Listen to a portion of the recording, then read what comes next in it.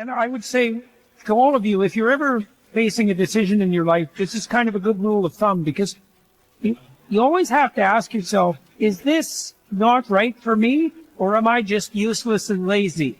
And looking for an easy way out, right? Because some people are more prone to that than others. If you're not very conscientious, for example, you're going to be more prone to that sort of thing.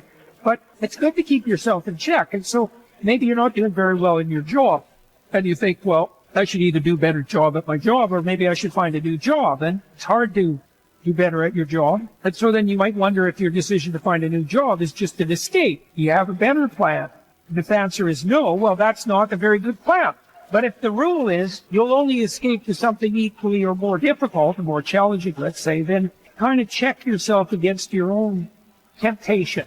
You will never win at the highest level until you can hold two competing ideas in your head. And here are the two ideas. Idea number one, this is going to take me 10 years. Idea number two, I'm going to make it happen today. And I'm going to ask myself every day, why didn't it happen today? What thing did I not do? What skill set am I missing? What am I going to have to do? What's the next massive leap forward? But it's going to take 10 years and only actually going to happen for me if I'm going all out every day like it has to happen right now. I and other successful people wake up every day doing the same thing, fighting back against the distractions, the fears, the doubts. And we learn over time, we build into a habit to spend more time having control instead of more time being out of control. Every day is an opportunity for you to start taking control of your life. The first step. Don't be anxious. The second step, concentrate on what you have to do. Fix your eyes on it. Remind yourself that your task is to be a good human being. Then do it without hesitation. There are few people who have decided within themselves, I've got what it takes to make it. They're not afraid about tomorrow because of how they see themselves, because of what they feel that they deserve, because of what they feel that they can create for themselves. Because these people have decided, as they look at the future, as they look at themselves, there's a way. Where there's a will, there's a way for thee. They begin to create a way out of no way. And when you have that kind of consciousness, when you have that kind of spirit, nothing can stop you. Nothing. At dawn, when you have trouble getting out of bed, tell yourself, I have to go to work as a human being. What do I have to complain of if I'm going to do what I was born for, the things I was brought into the world to do, or is this what I was created for?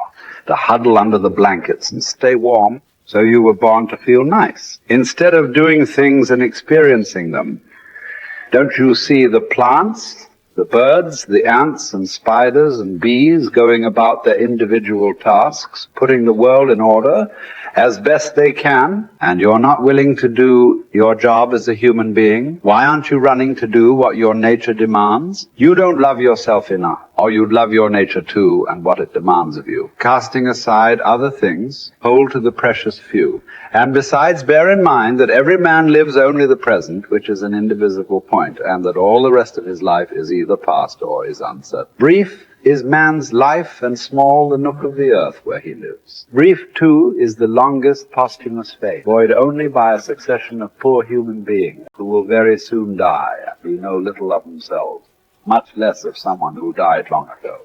Just that you do the right thing. The rest doesn't matter, cold or warm, tired or well rested, despised or honored, dined or busy with other assignments. Because dying, too, is one of our assignments in life. So as well, to do what needs doing. Look inward. Don't let the true nature of anything elude you.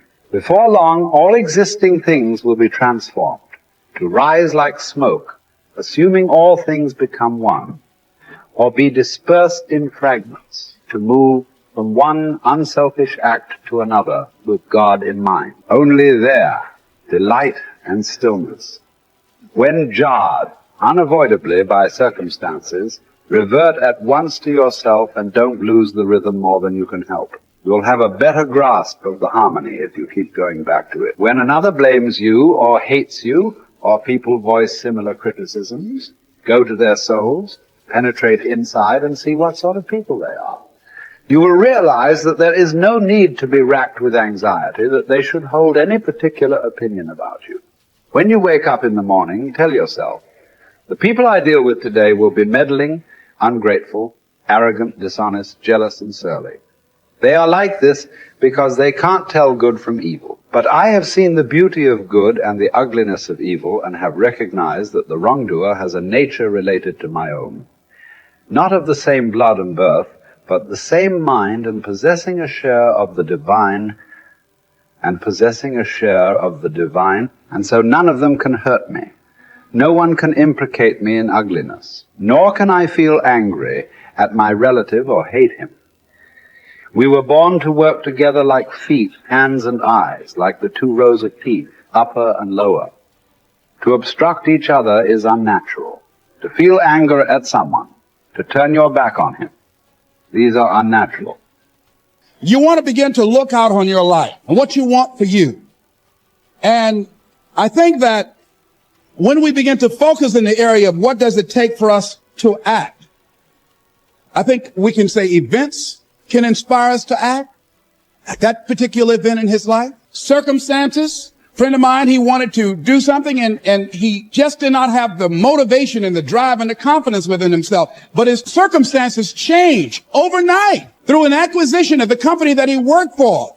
He lost his job through the inspiration of desperation. He had to act. See, life also are things that can inspire us to act.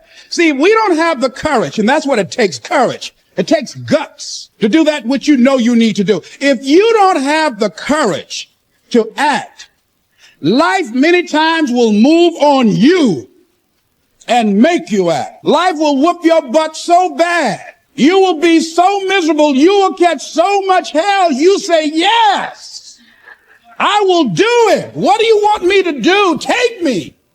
A friend of mine said, I can't stop smoking. I can't stop smoking. Doctor said, Sam Axelrod, you have emphysema.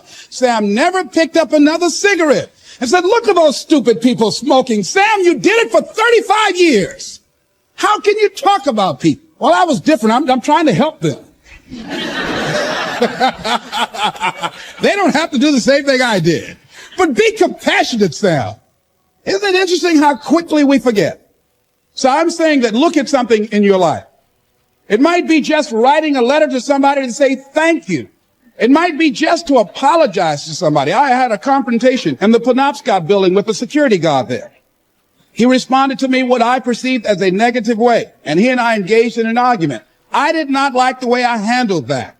I avoided going through the front door for a long time because I didn't want to face him. Finally, I decided to act, and I went up to him and said, I want to apologize to you for the way in which I handled this argument we had the other day. I was wrong.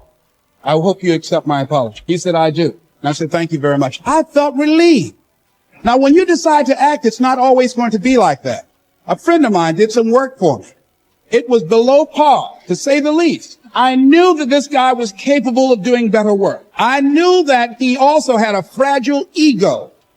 So I was trying to think of what is the most sensitive way in which I can share this information with him. Because I wanted him to do my work over. I was going to pay him for what he did. But I needed my work done right. But I was afraid that I would hurt his feelings. So I was very, very meticulous in how I approached him. And I said, let me share this with you. You know I care about you and that you're a very talented and gifted person. And you and I both know that what you have given me is not a true reflection of your talents and abilities. And I'm saying, let's go back in the studio and do this again. And he said to me, I'm going to forget you ever said that. I was wiped out. He never spoke to me again. Now, when you decide to act, you're going to have some people like that. We're no longer friends. I lost sleep over that, ladies and gentlemen. I said, I can't believe that. I remember sitting up one night looking at the phone. I said, I gotta call him. He said, no. And I said, no, forget that. I called, man, look here. We've been knowing each other too long to allow this to come between us. He said, don't call me anymore. And hung up. And then I wanted to think about what can I do to make it up to him? And then something came to me, less.